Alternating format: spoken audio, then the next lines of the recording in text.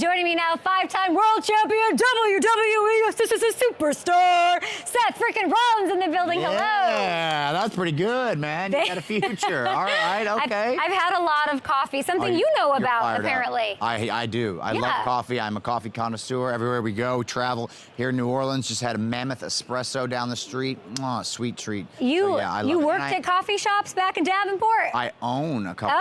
Oh. In Davenport. I actually never was a barista, never worked at one, but I own a couple. Oh, I think we're going to get you on that latte machine, though, by the end of this. Okay. I'll give it a shot.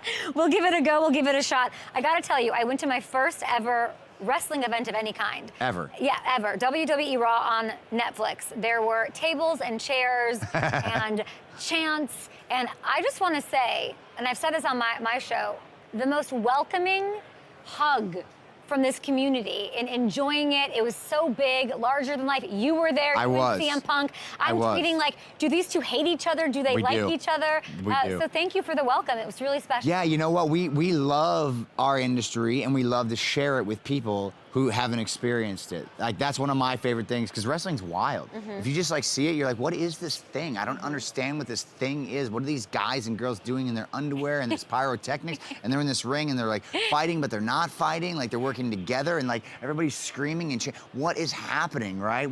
So we love when new people get to experience what it is that we do. I still don't have my wrestler. Your person. Like whose poster am I buying and putting on my wall? Can you give me the pitch on Seth freaking Rollins? I mean, you did it yourself, 5-time world champion. Woo! I am the greatest of my generation. I think the only one better is my wife. You know what I mean? So if you're looking for a guy, I'm a guy. Look at this psychopath right here. Look at this nut job. Tell me about that psychopath. I mean, I'm all the things, man. I can be anything you want. I can work with anybody in the ring. I'm a super athlete. Look at me flying through the air here. I'm violent. I'm sudden, but I'm also. You love a storyline too. I love a good story. Okay, that's so what wrestling is. It's stories. Right. So George Kittle. I mean, some of the biggest NFL superstars. George's my guy. Are upset, and he'll be on the show. Obsessed with wrestling, with the WWE. And then they get to be part of it. Yeah. So let's workshop a storyline here. A story for you? What's the scenario for me to get in the ring? Oh my gosh, you want to be the champion of the world? Look at these like elbows. Yeah, you got pointy elbows, man. You sharp there. That could be your weapons of mass destruction for sure. I mean, I think you could get in there. You know, we'll get you down to Orlando. We'll get you trained up, then we'll get you in the ring at some point. I mean, there's tons of girls that you could work with. You know, my wife would be a perfect opponent for you. She'd be the perfect opponent for you. What do you think is the most misunderstood part of being an elite wrestler, as far as the training, the details? What's the thing that would surprise me in getting involved? How much detail goes into the thought behind the stories.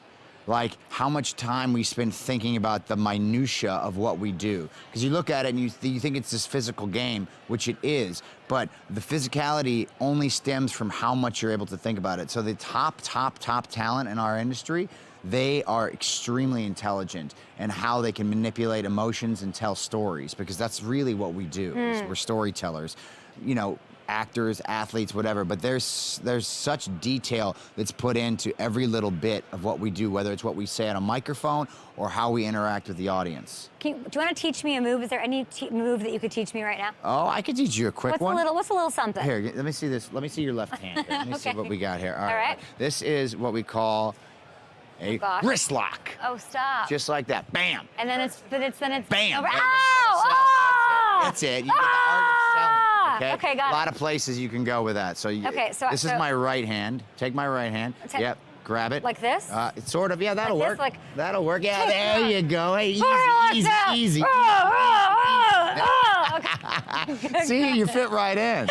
The aggression. There's a deep aggression inside of you. That's my story. It wants to come out. I can sense it. Trust me, there's a huge deep aggression. Yeah, there's something inside you. Oh, there is, Seth. There is. Which NFL quarterback do you think would make the best wrestler overall? Ooh, overall? Oh man, probably Josh Allen. Huh. You wouldn't expect that, but he's tough. Golden Retriever wrestler. He's tough, man. Interesting. He's not afraid to take a hit.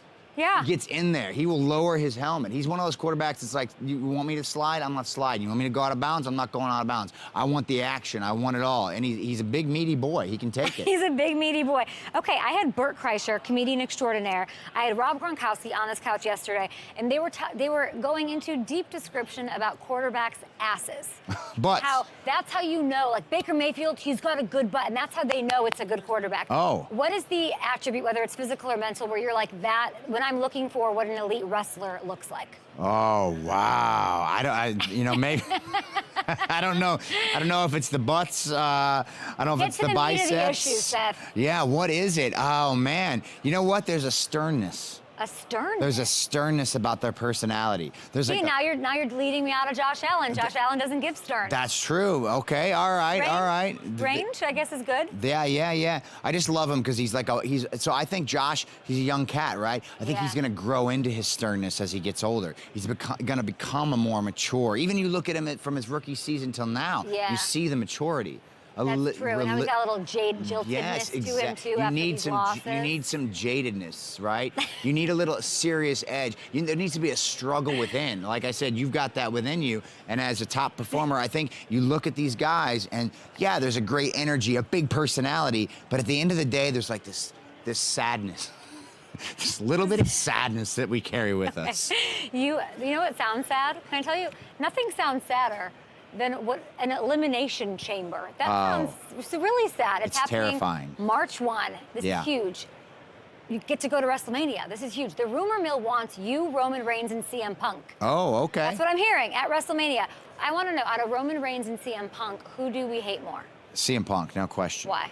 Well, I love Roman Reigns. Let's get that clear. I love him. We came into the industry together, so this is what you're talking about with stories. Roman and I broke into WWE together back in 2012. We came in as a trio. The other guy, he's gone right now, but Roman and I have stuck around in WWE, and we've both risen from the very bottom of WWE to the very top of WWE. Now, Roman's a different guy. He's living in his own space. He's got this kind of narcissistic complex, this God complex going on, and I got a lot of ill will towards him because we haven't seen eye to eye for some time. But there's also, it's rooted in love, right? Thin line between love and hate. I want the best for him. CM Punk, I want the worst for him. Okay, I want the world to crumble around him. Why do we hate him? Because he's a selfish scumbag. Okay. Now Punk is a guy who... Narcissist, selfish scumbag. I got you. But Punk is the king of narcissism. He's a guy who's a gaslighter. He's a narcissist, and he's a person who has, for years, because he wasn't in WWE for a while. He left, and then he came back. He left, and when he was gone, he just teared this company down. WWE took our business. He said, this place is terrible. I want it to fail. And then, over the past few years, things start getting good. We start making money. We start getting new fans. Okay. And somebody decides they want to jump back on. They want to jump back on the ship. They want to ride now that we're doing well. So we don't like that. We don't like those types of people. I know you're a big Bears fan, so I do want to get to that. So we hate CM Punk. We love Caleb Williams, of course. Love him. If Caleb Williams was the quarterback of the Commanders, we're talking rookies, NFL honors tonight, what would the Commanders have done this year with Caleb under center? They could have won Super Bowl.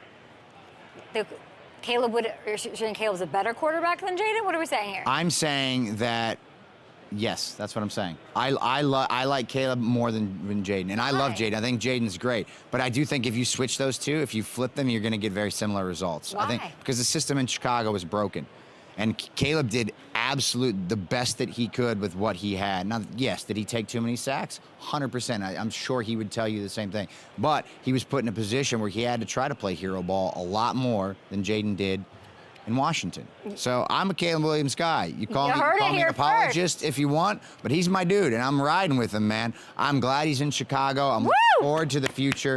We got a whole new staff ready to rock and roll. Let's go. Bears to the moon. Amazing. Oh, now we're going to go make a latte. Come with me. We're going to give it a shot now? Yes. We're going to say bye. Has anybody ever seen Seth Rollins make a latte? I haven't. I don't know that anybody's ever seen it. All right, let's check it out. I think my producer Garrett's going to help out over here. Okay, here I come. You're a coffee man. How we coffee shops. How we doing here, guys? All right, we got it all set up. She already got it ground up for me, which is great. So it's dialed in. All I got to do the easy part. So here we go. I'm going to get the tamp out. I'm going to put this bad boy down. I'm going to give it a shot. Whoa, it just slides there. Okay, we don't like that very much. All right. All right. Have you ever done this before? Oh, yeah. Here, I'll get over here and I'll help times. him a little bit. Thank you, Many Tina. times. So you just Okay, so this is our Throne Sport coffee setup. lock it in.